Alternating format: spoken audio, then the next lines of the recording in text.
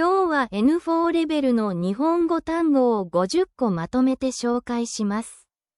漢字が出たら、3秒後に読み方と英語の意味が出ます。これは読めますか？銀行員。これは読めますか？運転手。これはわかりますか？歌手。これは読めますか？面接。これは読めますか？履歴書。この漢字を読めますか？書類。この漢字を読めますか？給料。これは読めますか？出張。これはわかりますか？会議。これはわかりますか？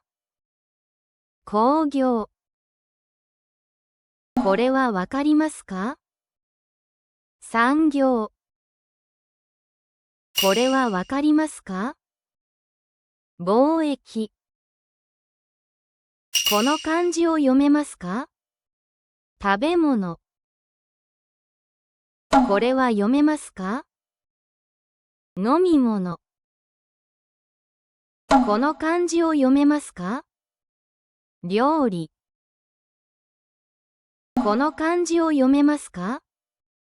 野菜。これは読めますか？玉ねぎ。これは読めますか？人参。これは読めますか？ナス。これはわかりますか？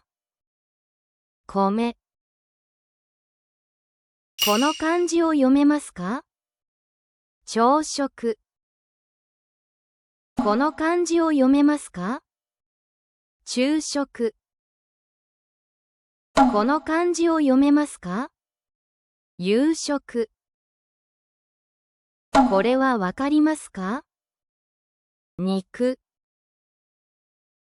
これは読めますか？牛肉。この漢字を読めますか？豚肉。これはわかりますか？鶏肉。